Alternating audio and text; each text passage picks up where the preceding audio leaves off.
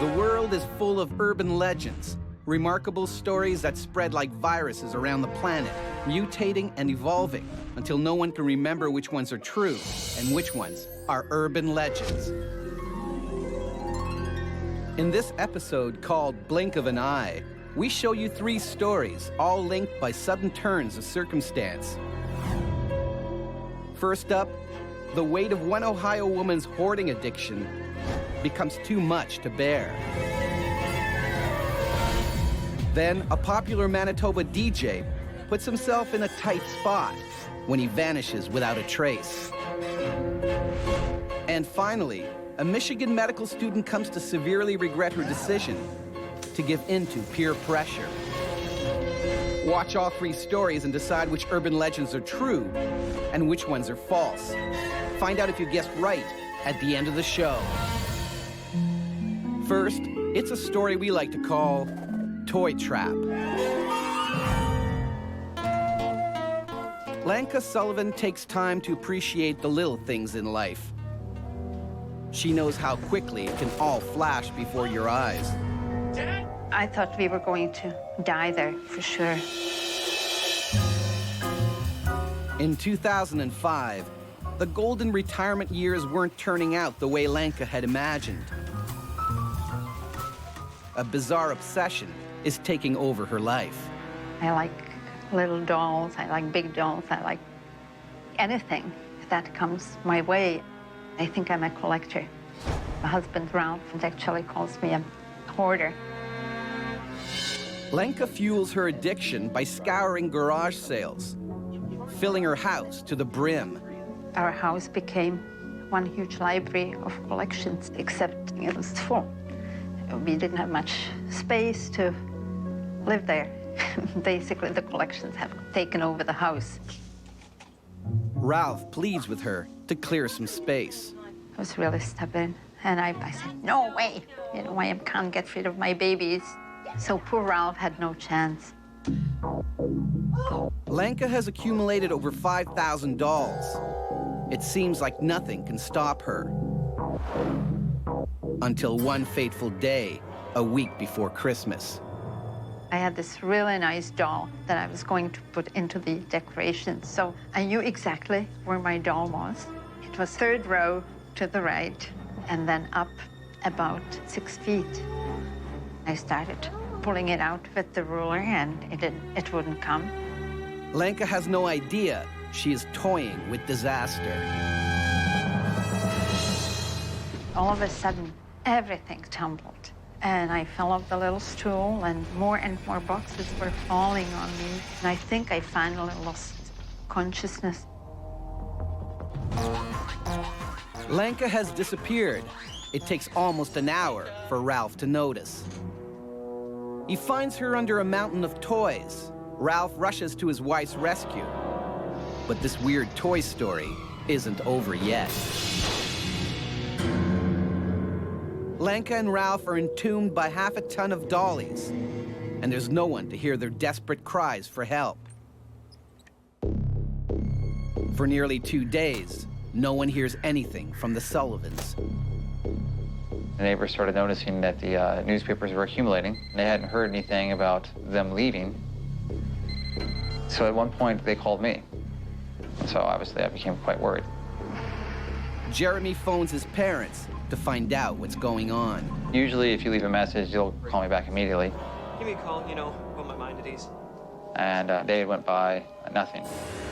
At that point, I got in contact with the police. Mom?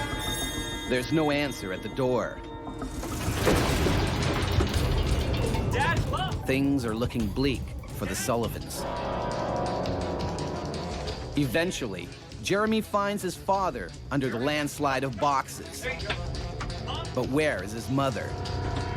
I started calling out her name. I couldn't see her whatsoever. She was completely hidden. Can you move? Can you move? Amazingly, they've survived with no water or food. Yeah, here we go. But they're in bad shape. I don't remember them finding me at all. I think Jeremy must have been really frantic. Jeremy still can't believe how this happened.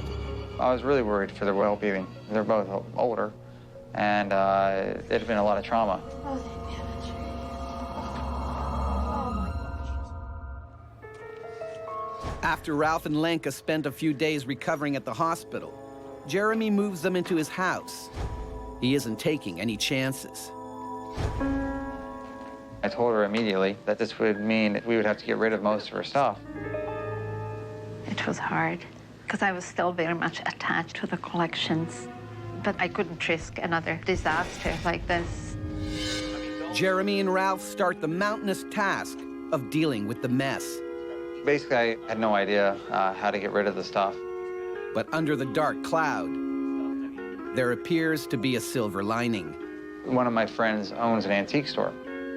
He knew different subjects, dolls, for instance, 1960s memorabilia. And so when he came over, as we were going through the stuff, he basically came to the conclusion that this would actually be worth something. Incredibly, Lenka's junk isn't junk at all. I couldn't believe it. And he said, they sold all your stuff, all your collections. Some of the pieces were quite valuable. After everything had sold, we'd made a little bit over $500,000. My mom was able to find a golden parachute. That's great. It's like a second life to her.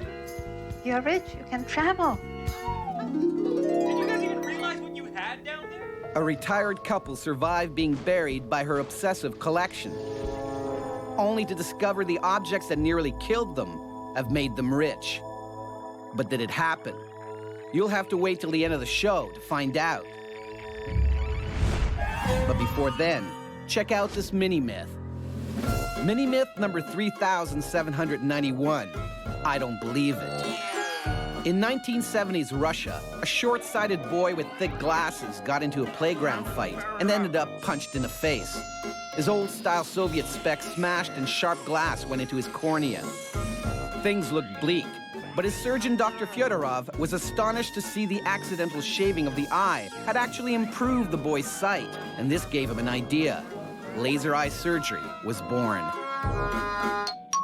So, did we pull the wool over your eyes? It was in fact true. And laser eye surgery has since become a global phenomenon. On Urban Legends, we show you 3 stories. You have to decide which ones really happened and which ones are merely legends. So far, you've seen the tale of Lenka Sullivan's near-death avalanche of collectibles, which ended up being worth $500,000. But is it true or false? Find out at the end of the show. Now it's time for our next story. It's called Turntables of Terror. Nightclub owner Quentin Towns has heard a lot of crazy stories. But nothing tops the mysterious tale of a DJ named Eduardo Sanchez.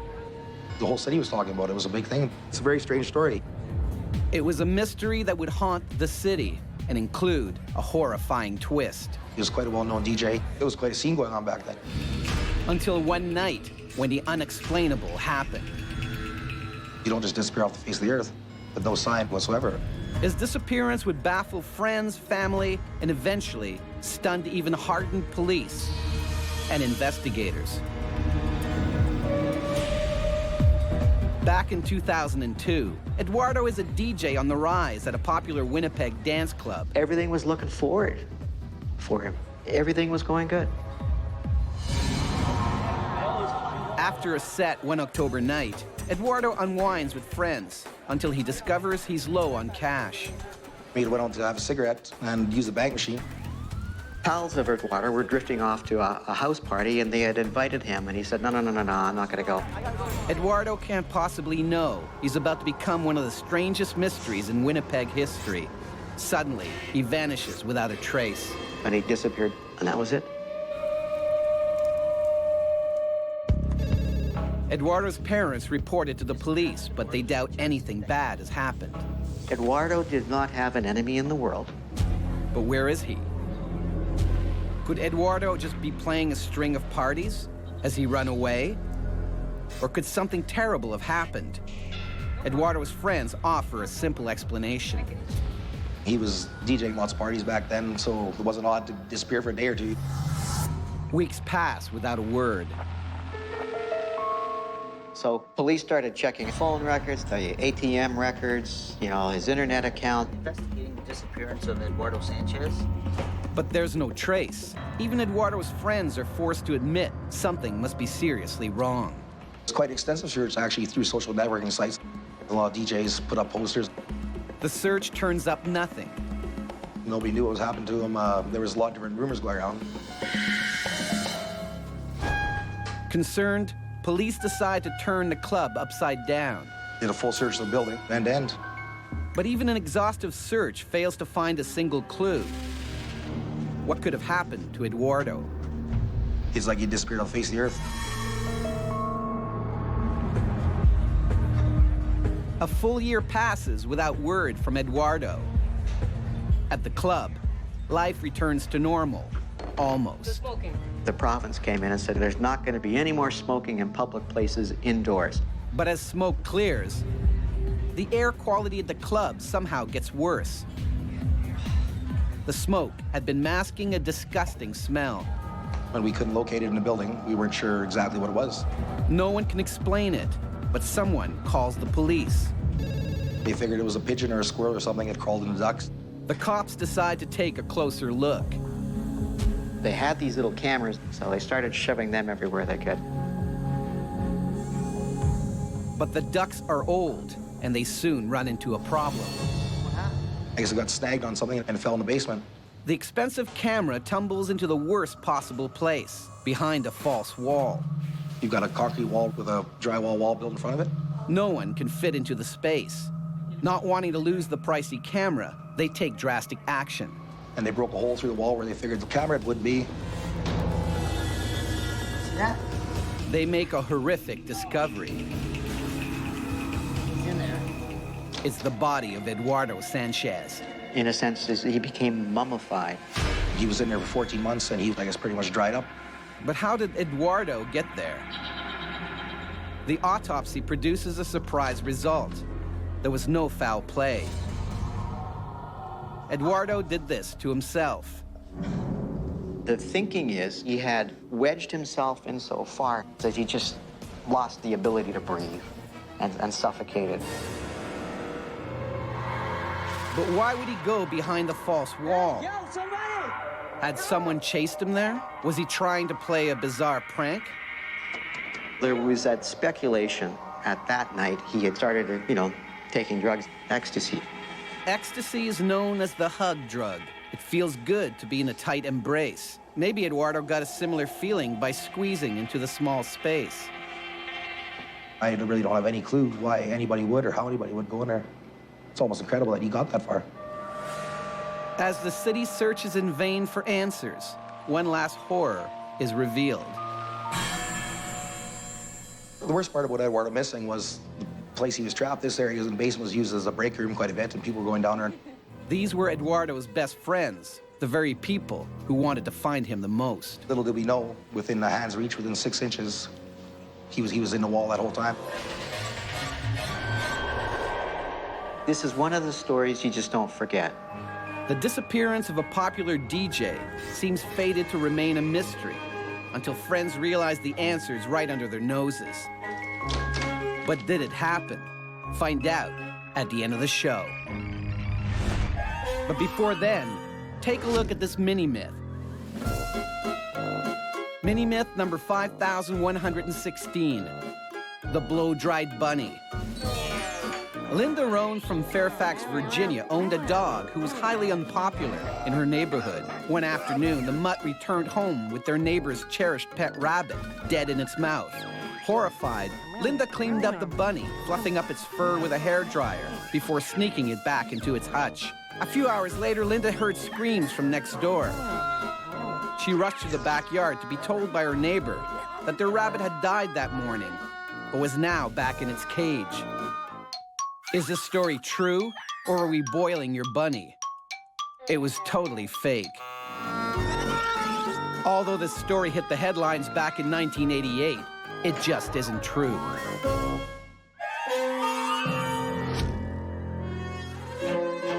On Urban Legends, we show you 3 incredible stories. Your job is to sort the terrifically true from the farcically false. So far, you've seen the tale of Lenka Sullivan, who was buried under her own toy collection. And the story of the popular DJ who accidentally mummified himself in his own tomb. But which ones are real and which ones are fake? All will be revealed at the end of the show. In the meantime, watch our final tale. We've named it Stiff Story. Michelle North is a Michigan doctor who looks back fondly on her education. Medical school was great. It was a totally new experience for me. But one disturbing incident would leave her completely traumatized. I still remember just feeling the blood drain from my face and like my heart pounding in my chest. This macabre tale began in 2001 when Michelle, a first-year medical student, began studying human cadavers. Everybody knows to expect that gross anatomy is going to be, number 1, intense, and number 2, gross. There is the expectation that we're going to be faced with dead bodies the minute we walk in the door. Pairs of students are assigned their own cadaver for the duration of the semester. For the first 95% of the lab, the head is covered, and that is to protect us from that realization that that cadaver is actually a person. It doesn't always work. It's truly the most morbid experience. The smell and the feel and the cold of the area was totally overwhelming. But Michelle hasn't seen anything yet. As time passes, Michelle and the students become desensitized and more comfortable around the body, especially her lab partner. Tom was the guy who played all the jokes and definitely pushing people's buttons. Like, he pushed mine a lot, for sure. I was working on a dissection of the radial artery, and I looked over expecting to see my classmate, but instead there was this pale, lifeless, cadaveric arm resting on my shoulder. Michelle is not impressed. You know, their owners had donated their bodies because they believed in science, and that it disrespected them and it devalued what they'd done. Stop! Michelle's ethics make her the perfect target for Tom's antics. We were doing a dissection of the groin area, and as I was working on it, the cadaver essentially had an erection.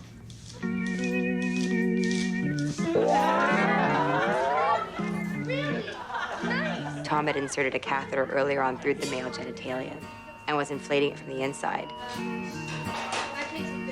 Come on. I was just really disgusted. It was inappropriate and disrespectful. The rest of the class thinks the joke is hilarious and that Michelle needs to chill out. Michelle, what? Oh, it's just a joke. She's not a... I felt really pushed. I felt a lot of pressure to partake. Ultimately, I realized that if I wanted to be part of this class, I had to do something to show them that I was in.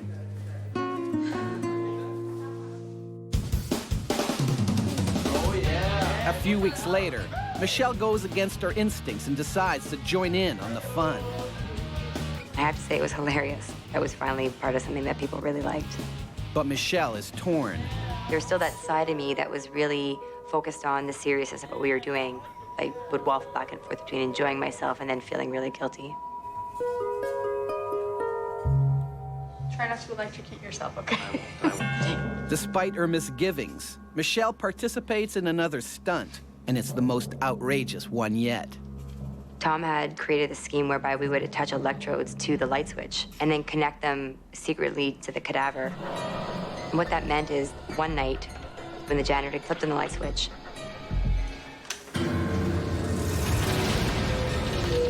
all of a sudden sits up, bolt upright, completely freaking out the janitor. Yeah, I felt bad, but at the same time, it was really funny. Hey, sir. 2 weeks later, Michelle shows up to class, oblivious to what she's about to face. We had come to the end of the semester, and it was the very last body segment that we were to dissect, the face and the head. When the bandages are peeled away, Michelle sees something that gives her nightmares to this day. I was completely taken aback. And my classmates knew that there was something wrong, but I could barely muster up the effort to tell him that the person that we've been playing all these horrible, hilarious, disgusting pranks on all semester was my uncle.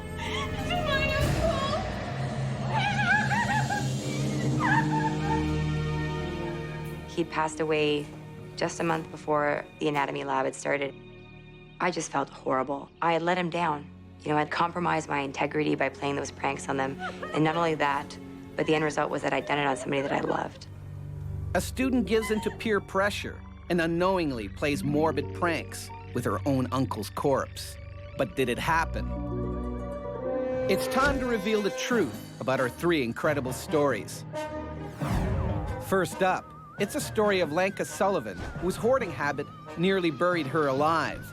But she survived to discover that her collection was worth $500,000. But is it fact or fiction? I never thought something like this could happen to me. And it didn't. My name is Svatka Hermanek, and the story is a fake. This story is fake, but hoarders are popular fodder for modern internet folklore. Next, it's the tale of popular DJ Eduardo Sanchez, who disappeared for 14 months, only to be found mummified behind a false wall. Hi, I'm Bruce Owen. I'm a reporter with the Winnipeg Free Press, and this is a true story. This story is terrifyingly true, and no one will ever know what Eduardo was doing behind the wall. Which leaves the unbelievable tale of Michelle North, who joined into a classroom prank, only to discover that the cadaver used was her own uncle. But is it true? So I did finish medical school and went on to become a doctor. But this story is not true. This story is indeed fake. Cadaver stories are very popular urban legends, especially among medical students, as a way of distancing themselves. That's the end of our episode called Blink of an Eye. Were you able to unmask the revealing real from the foolishly fake? Don't worry if you couldn't. You'll get another chance to separate fact from fiction in the next installment of Urban Legends.